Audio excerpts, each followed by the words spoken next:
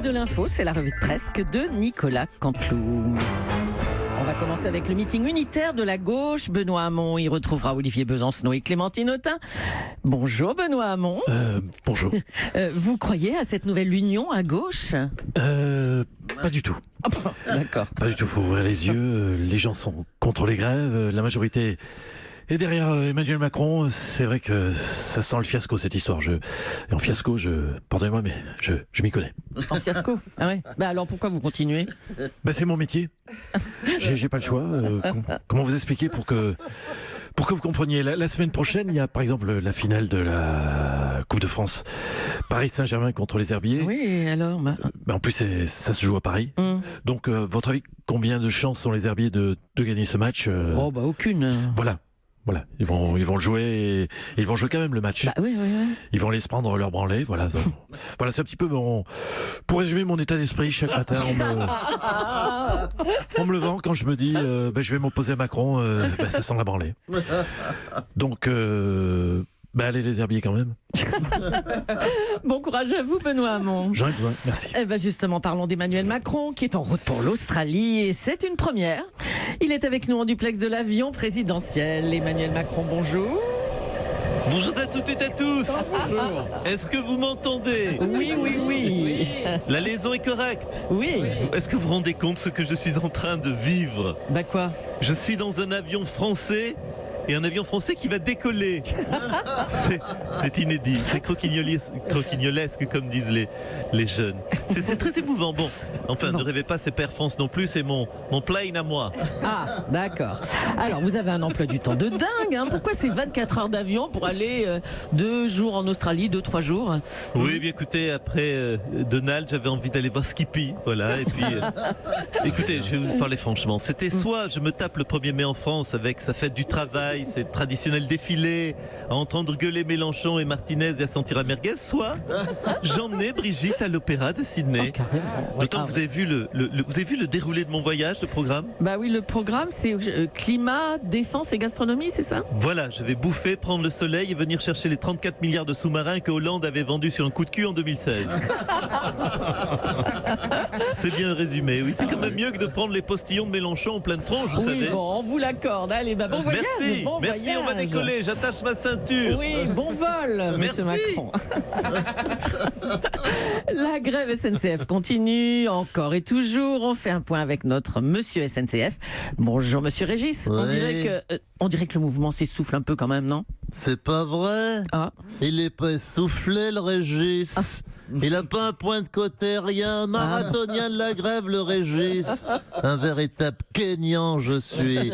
Parce que vous savez quoi ? Il a un secret, le Régis. Quel secret ? L'entraînement, la rigueur. Monsieur Cohen, moi je m'impose 2 jours de grève par semaine depuis des années. Même quand j'ai pas envie, je le fais. Les petits jeunes cheminots, pourquoi qu'ils craquent ? Parce qu'ils manquent d'entraînement. Cela dit, ça circule mieux, on dirait. Hier, un TGV sur 2 circulait. TGV sur 2, pourquoi pas un TGV sur 1 ? Oh la vedette. C'est un peu le but du service public, hein, que tous les trains circulent. Mais que les trains circulent, si tu veux. Mais non. Oh, ça va. Les trains circulent, que tous les trains circulent. Non, c'est nul. Quand tous les TGV circulent, tu montes dans ton train, il part. Il se passe rien, t'as aucune émotion. Alors que quand t'as un TGV sur 7, un TGV sur 12, un TGV sur 25 qui circule, c'est merveilleux. Hein, t'as ton billet, hein, t'es sur le quai de gare, il y a du suspense. C'est plus la SNCF, c'est la Française des Jeux. Oui. Hein, et quand t'apprends que ton TGV il part, c'est comme si t'avais gagné la super cagnotte de l'euro-million. Vu comme ça, c'est vrai que vous avez raison. J'ai raison, merci quand même, une fois merci. À bientôt, monsieur Régis. À bientôt. Allez. À quelques jours de la célébration d'1 an d'Emmanuel Macron à l'Élysée, BFM a diffusé hier soir un documentaire choc, Macron, le casse du siècle. On y voit François Bayrou qui dit cette phrase forte: si on s'associe avec Macron, on fait sauter la banque. C'est ça, François Bayrou ? C'est tout à fait ça. Alors, moi, j'étais pas Georges Clooney, pas Brad Pitt, pas Matt Damon non plus.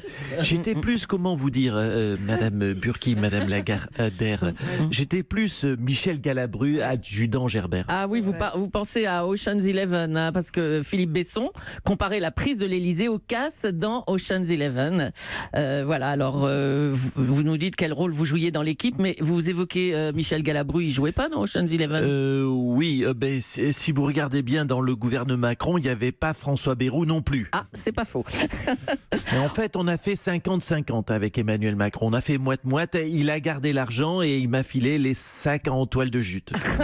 D'accord. Merci François Bayrou. Je vous en prie. Allez, on va revenir sur le voyage d'Emmanuel Macron en Australie avec Ségolène Royal. Bonjour Madame Royal.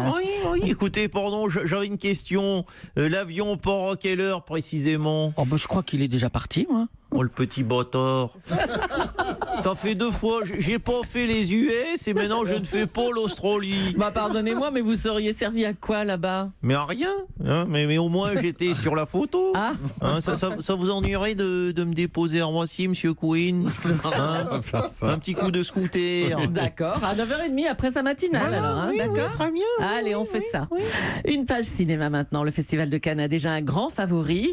Le japonais Ryusuke Hamaguchi avec le film Senses, une œuvre fleuve de 5 heures. On va appeler ce réalisateur le Romer japonais, hein, voilà ce qu'on dit. On va en parler avec Jean-Pierre Bacry plus exactement. Ça vous inspire quoi, Jean-Pierre? Oh putain, le Romer japonais, vous dites. Déjà, le Romer français, il faut se farcir, mais alors le Romer japonais, c'est combien de temps il dure son film? 5 heures. 5 heures de Ouais. Romer. Et en japonais en plus. Bah oui. Bon, ça dit, il reste un espoir. Ah, que le film soit bien. Non, que les cheminots durcissent le mouvement et que personne ne puisse descendre à Cannes. Donc tenez bon les cheminots, je suis avec vous. Merci Jean-Pierre Bacry. C'est une grande victoire pour les écologistes. L'Europe a définitivement banni les néonicotinoïdes, ces pesticides tueurs d'abeilles. Une nouvelle qui réjouit les producteurs de miel, dont fait désormais partie Arnaud Montebourg. Bonjour. Bonjour, salut la Julie, salut mon patoche, la Daphné, le Mala, Marion, le Raphaël, le Laurent. Et 1 et 2, oui, on a gagné, victoire, on a gagné 1 et 2 et 3 néonicotinoïdes interdits. Je peux vous dire qu'il était temps, ça m'a flingué carrément ma production. Ah oui. Pourtant, je vais te dire une chose, ma Julie, je les bichonne mes abeilles. Je suis le roi des abeilles, le tsar, oui, le tsar, l'empereur des Russes. Des ruches. L'empereur des ruches. Oui, magnifique. Très bien. Ah, elle est bonne, Ah lol. oui, Oh, lol, oh. comme vous dites, ouais. Vous êtes vraiment sur le terrain, vous, hein, avec vos ruches là. Non mais attends, quand Nono fait du miel, il fait pas semblant. Hein. Mais en 6 mois d'apiculture, je peux te dire que j'ai sorti malheureusement 8 pots de miel en tout et pour tout. Dis donc. Ben oui, pourquoi? Parce qu'à cause des néonicotinoïdes, ça désoriente les abeilles. Hein, en gros, je t'explique, une abeille, elle en sniffe du néonicotinoïde, et boum, elle est bourrée, elle zigzague, elle se prend des murs, c'est Depardieu en scooter. Hein.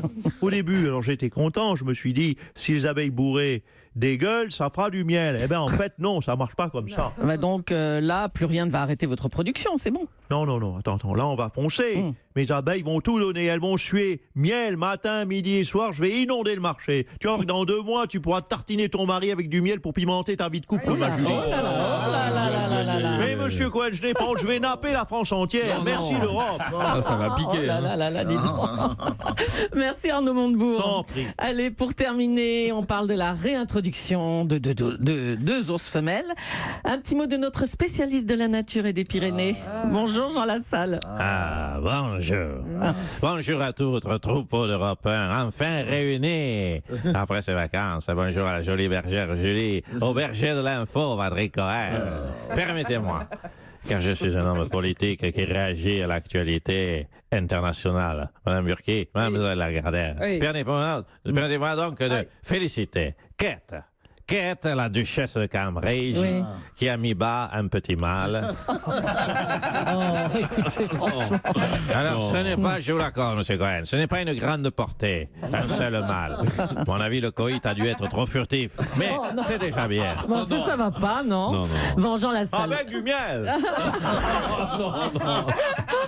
Jean Lassalle, vous êtes un ami de la nature. Vous êtes contre la réintroduction d'ours, même femelles, hein, dans les Pyrénées? Oui, je suis contre. Je suis contre. Alors, vous allez me dire, c'est paradoxal. Moi, l'homme de la nature, être contre la réintroduction de femelles. Alors Pourquoi? Dois-je vous le concéder? C'est une anecdote personnelle et douloureuse que je dois vous conter. Aïe, aïe, aïe.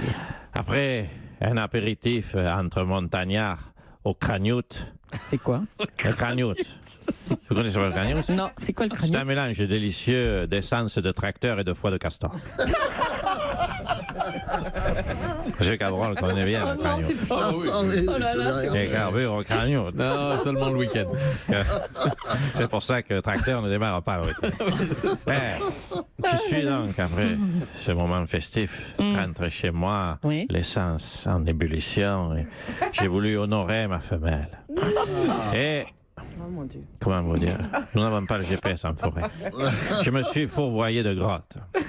Et là, l'alcool troublant m'a vu, pardonnez-moi, je suis encore ému, j'ai honoré une femelle ours. Oh non, arrête. Je l'ai confondue avec ma femme. Je m'en suis bien sûr tout de suite excusé auprès de mon épouse. Eh bien, figurez-vous que la femelle ours Oui. a quitté mes Pyrénées natales. Elle est partie vivre au Canada. Je n'ai jamais pu revoir mon enfant. Oh non, arrête. Et je sais de sources sûres qu'il y a un petit Jean Lassalle à poil qui court dans les forêts canadiennes. C'est, vous savez, un déchirement pour moi. C'est le drame des couples mixtes qui se séparent. Donc je suis contre la réintroduction de femelles ours. Je ne veux plus croiser les grands yeux d'une femelle ours dans les Pyrénées. J'ai trop peur de succomber à nouveau, Madame Burti. Dans la salle. Nicolas Canteloup. Mais qu'est-ce que c'est que ce délire? À demain, quoi. Nicolas. Europe 1.